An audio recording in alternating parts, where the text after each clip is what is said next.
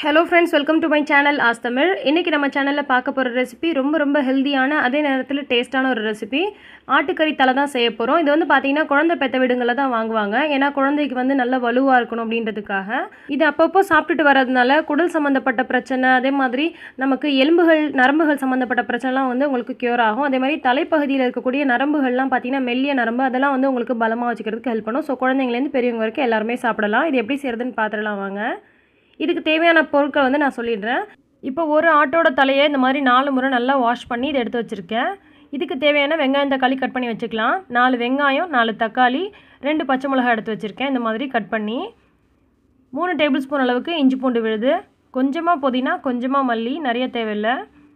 1 teaspoon அளவுக்கு மஞ்சள் தூள், 1 டேபிள் ஸ்பூன் மிளகாய் தூள், 1 டேபிள் ஸ்பூன் மல்லித்தூள், அப்புறமா 1 டேபிள் ஸ்பூன் அளவுக்கு மட்டன் மசாலா அல்லது பிரியாணி மசாலா. இது வந்து பட்டை கிராம்பு ஏலக்காய், தேங்காய் பால் கொஞ்சம். இப்போ எப்படி செய்கிறதுன்னு பார்த்துடலாம். இப்போ ஒரு குக்கரில் கொஞ்சமாக எண்ணெய் ஊற்றி வச்சுருக்கேன். எண்ணெய் நல்லா காஞ்சதும் பட்டை கிராம்பு ஏலக்காய் போட்டுக்கலாம். 3 கிராம்பு, 3 ஏலக்காய், 2 துண்டு அளவுக்கு பட்டை எடுத்திருக்கேன். ஸோ இதை போட்டுட்டு நல்லா வந்து பொரியட்டும். பொரிஞ்சதும் வெங்காயத்தையும் பச்சை மிளகாயும் இதில் சேர்த்துக்கலாம். வெங்காயம் வந்து ரொம்ப சின்னதாக கட் பண்ணணும் அப்படின்ற அவசியம் கிடையாது. இந்த மாதிரி சைஸில் இருந்தாலே போதும். இது சீக்கிரமாக வேகிறதுக்காக கொஞ்சமாக உப்பு சேர்த்து வதக்கிடலாம்.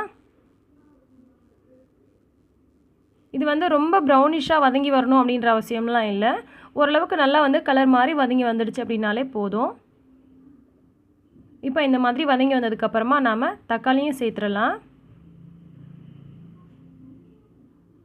தக்காளியும் வந்து ரொம்ப வதங்கணும் அப்படின்ற அவசியம் இல்லை, கொஞ்சம் வந்து வதங்கினாலே போதும்.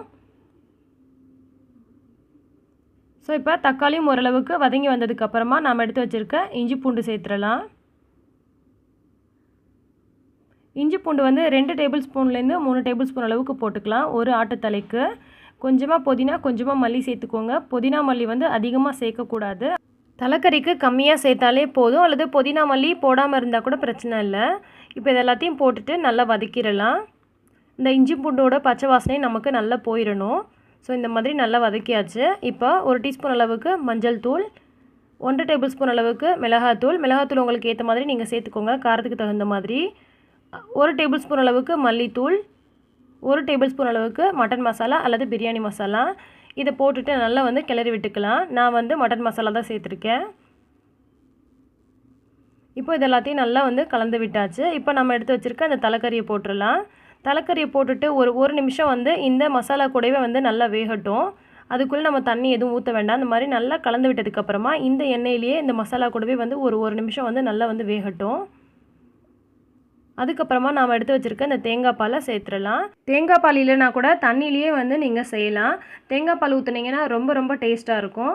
அரை மூடி அளவுக்கு தேங்காய் இருந்துச்சுனாலே போதும். அதை வந்து 2 முறையோ 3 முறையோ நீங்கள் நல்லா வந்து அரைச்சி விட்டு அதை சாறு எடுத்துக்கோங்க. இப்போ இந்த மாதிரி வந்து நல்லா கலந்து விட்டுறலாம்.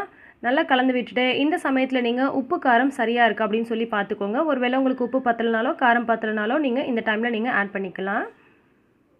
இந்த மாதிரி அந்த கறி துண்டுகள்லாம் பார்த்திங்கன்னா அந்த எலும்பெல்லாம் நல்லா வந்து இந்த இதுக்குள்ளே டிப் பண்ணி இருக்கிற மாதிரி அழுத்தி விட்டுக்கோங்க. அழுத்தி விட்டுட்டு இதை வந்து மூடி போட்டு ஒரு 10 விசில் விட்டுறலாம். 7-8 விசில் விட்டிங்க அப்படின்னா சில நேரம் உங்களுக்கு வேகாத மாதிரி இருக்கும். 10 விசில் விட்டிங்கன்னா நல்லா வந்து உங்களுக்கு அந்த எலும்புகள்லாம் கூட நல்லா வெந்திருக்கும். ஸோ வந்து நல்லா கடிச்சு சாப்பிட்றதுக்கு சரியான பக்குவத்தில் இருக்கும்.